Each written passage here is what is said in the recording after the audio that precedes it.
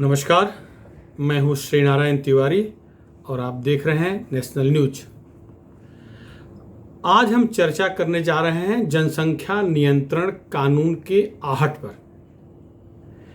अभी तक भारत सरकार ने इस पर कोई फैसला नहीं किया है कि जनसंख्या नियंत्रण कानून कब लागू करेंगे, कब होने जा रहा है, या ये कहिए समान नागरिक संहिता कब लागू होने जा रही है। अभी इस पर कोई फैसला नहीं हुआ है, लेकिन यह निश्चित है कि केंद्र सरकार की मौजूदा एनडीए सरकार की यह प्रमुख योजनाओं में से एक है, प्रमुख नीतियों में से एक है। यह देर सवेर इस पर अमल करने ही वाली है।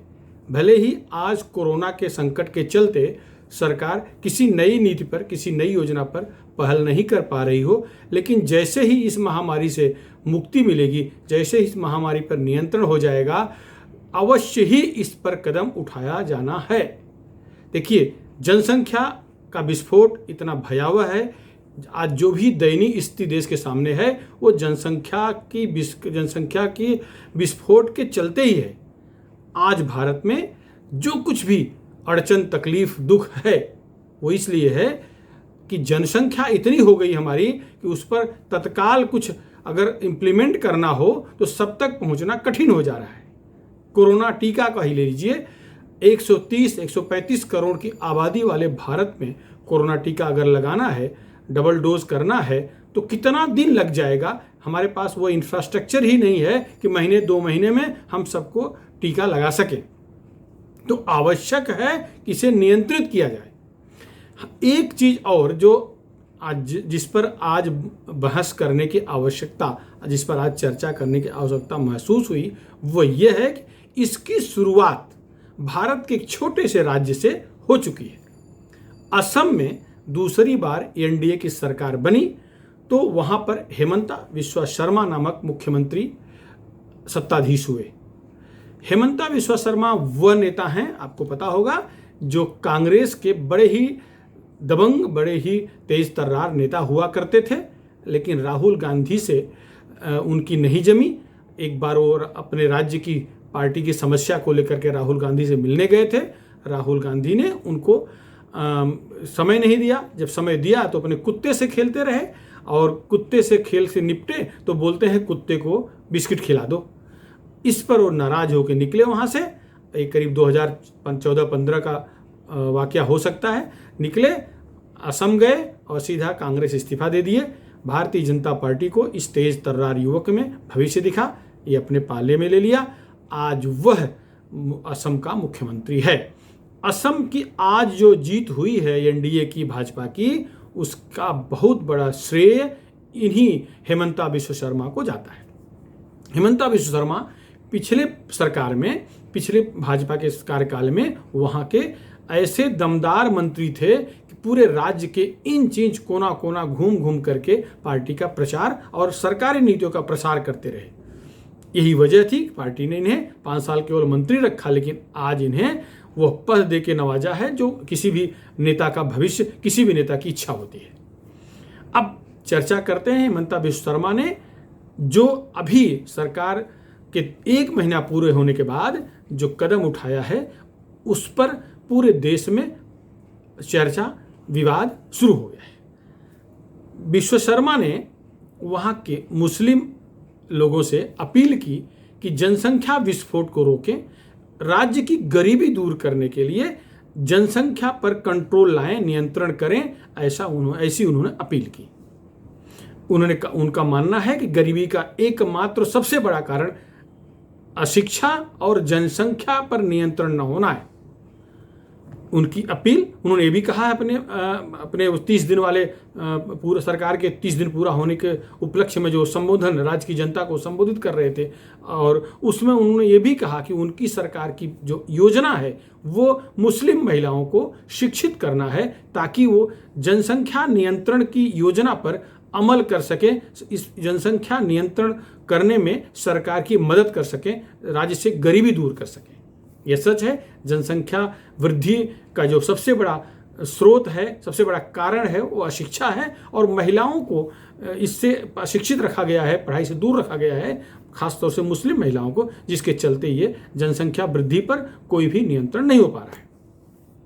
विश्वशर्मा के बोलते ही राजनीतिक भूचाल आ गया। देखिए, विश्वशर्मा असम, एक छोटे से राज्य जिसकी आबादी ही 3 करोड़ 9 लाख 10 लाख की है, एक छोटे से राज्य के मुख्यमंत्री हैं।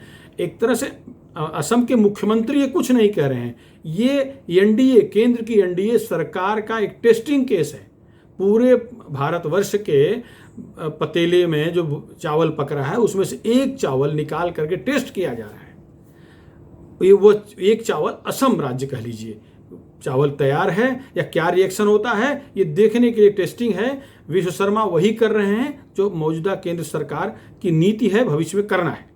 विश्वशर्मा ने ये भी कहा कि वहाँ की जो सबसे बड़ी समस्या है वो है बांग्लादेश से और म्यांमार से आए मुसलमानों का अतिक्रमण। वहाँ की पूरी आबादी का 35% आबादी मुसलमानों की है और उस 35% में करीब 80% अतिक्रमण किए हुए वो जो देश से बाहर से आए हुए लोग हैं, बांग्लादेशी हैं, म्यांमार के आए लोग हैं, रोहिंग्या मुसलमान हैं। तो वहाँ के स्थानीय मुसलमान भी इन घुसपैठियों से परेशान हैं, क्योंकि घुसपैठी आकर उनकी भी बहु बेटियों से सामूहिक बलात्कार करना, उनको मारना, पीटना, उठा ले जाना वो भी कर रहे हैं। जिन इलाकों में बांग्लादेशी और रोहिंग्याओं का वर्चस्व है वहाँ स्थानीय मुसलमान भी सुरक्षित नहीं है। हिंदुओं की बात भूल जाइए। ये वहाँ की बहुत बड़ी समस्या है। अब घुसपैठिया भगाना वहाँ का प्रमुख काम है, सरकार की योजना का प्रमुख अंग है।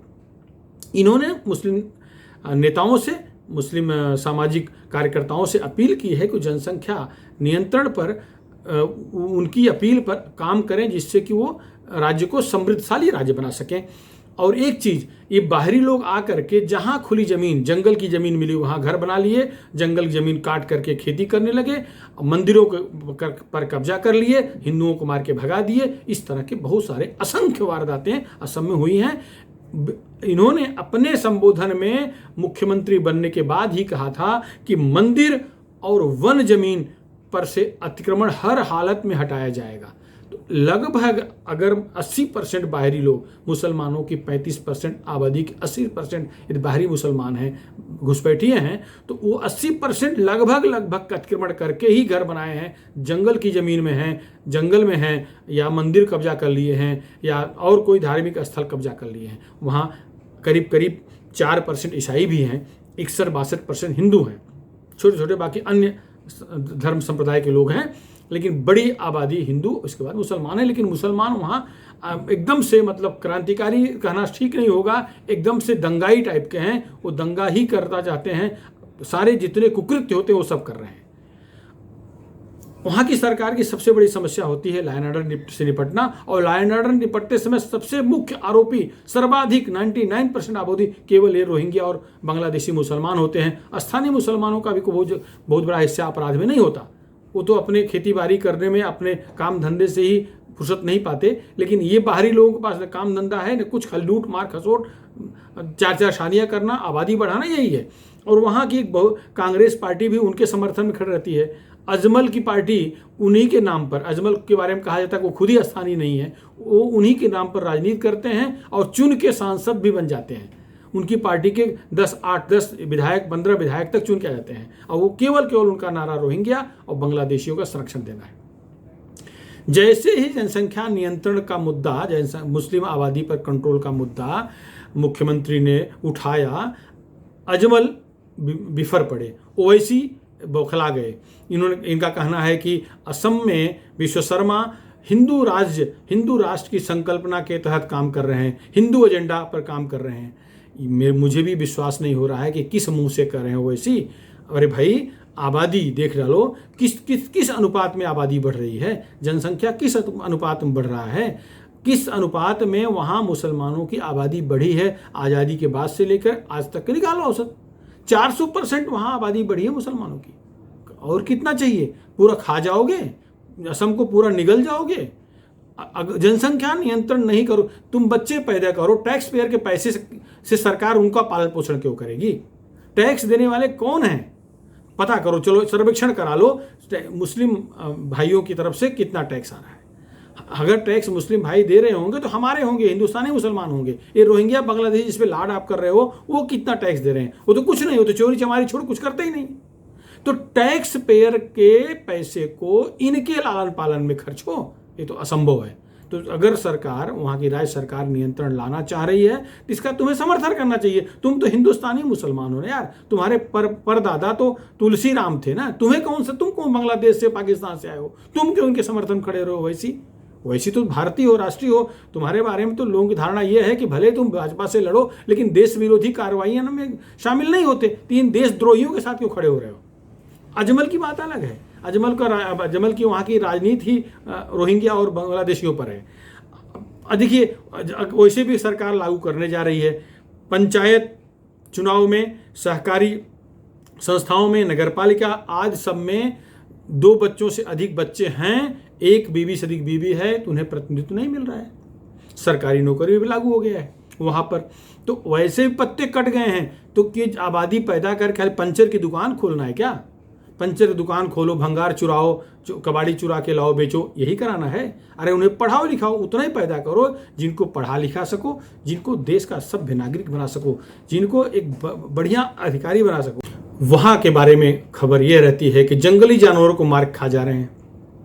किसी की गाय गलती से भी उसके घर से बाहर निकली, इनकी निगाह पड़ी, खासतौर से रोहिंग्या और बांग्लादेशियों घुसपैठियों के इलाके में, उठा के ले जाएंगे, काट खा जाएंगे।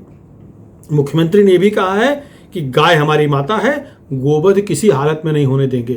तो ये जब इतनी बड़ी आबादी ये रोहिंग्याओं बांग्लादेशियों की हो रही है तो क्या खाएंगे? कुछ भी, जो भी जानवर वहां दिख जाते हैं मार खा जाते हैं। उनके लिए कोई भेदभाव नहीं जानवर का। मुझे नहीं लगता जो वर्जित है मुसलमानों के लिए वो भी वहां बच पाता है कि नहीं, वो भी नहीं बच पाता, ऐसी खबर है। तो ये इसका एकमात्र कारण है जनसंख्या विस्फोट। इस पर अगर विश्वशर्मा कुछ करने जा रहे हैं तो सबको सहयोग करना चाहिए। हिंदू राष्ट्र की तरफ भारत नहीं बढ़ रहा है। हाँ, जबरन बार बार याद दिला रहे हो नरेंद्र मोदी को, जैसे नरेंद्र मोदी को जब कोई टीसता है, कोई छेड़ता है तो जिस पर छेड़ता है वो उसी पर एक्शन लेने लगता है। वो तो क्यों याद दिला रहे हो? हिंदू राष्ट्र बनाने की कोई योजना भारतीय जनता पार्टी की उस एजेंडा में नहीं है।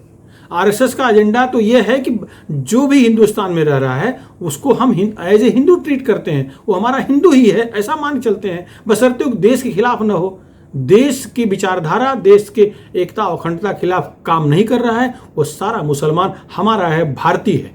लेकिन जो खिलाफ काम करेगा वो पाकिस्तानी है, उसे कच्ची फांसी लगा देनी चाहिए। ये संघ की धारणा है, यही मोदी की भी धारणा है, और मुझे लगता है ओवैसी की भी धारणा यही होनी चाहिए, क्योंकि वो देशभक्त हैं, उन्हें देशभक्त कहा जाना चाहिए। उन्होंने विदेश में जाकर के भारत की कभी बुराई नहीं की है, भारत सरकार की बुराई भी नहीं की है। यहाँ बैठ के जो भी कहना है कहते हैं, विदेशों में वो राष्ट्र के साथ खड़े रहते हैं। तो इन पापियों के साथ ओवैसी जी का खड़ा होना दुखद लग रहा है। ठीक है, राजनीति करिए, वोट बैंक की राजनीति करिए। और राहुल गांधी जिस तरह की राजनीति वहां असम में करके आए, उनकी बहन प्रियंका करके आई, सफलता नहीं मिली, सरकार नहीं बन पाई। सरकार तो एनडीए की आई, लेकिन ये मुस्लिम तुष्टीकरण के चक्कर में बांग्लादेशी बसाओ, बांग्लादेशी बचाओ, रोहिंग्या बसाओ, रोहिंग्या बचाओ के चक्कर में देश को गर्त में डालने का काम किया इन्होंने। देश संकट में आ गया इनके चक्कर में, लेकिन फिर भी इनको अभी भी अकल नहीं आ रही है। मेरा ये मानना है कांग्रेस बीजेपी का विरोध करे, लेकिन देश का विरोध नहीं करना चाहिए, क्योंकि हमारी भी धारणा है कि एक मजबूत विपक्ष देश में चाहिए, वरना सत्तारूढ़ पार्टी निरंकुश हो जाएगी। तो कांग्रेस बची रहे, ये संघ भी चाहता है, पूरा देश चाहता है। कांग्रेस का खत्म होना कोई अच्छी बात नहीं है, भले सत्ता में कहीं ना रहे, लेकिन वो कंट्रोल करने के लिए एक विपक्ष मजबूत होना ही चाहिए। आज इस मुद्दे पर फिलहाल इतना ही। यदि आपको हमारा वीडियो पसंद आया, हमारा नेशनल चैनल पसंद आया हो तो सब्सक्राइब करें, जन जन तक पहुंचाएं। धन्यवाद।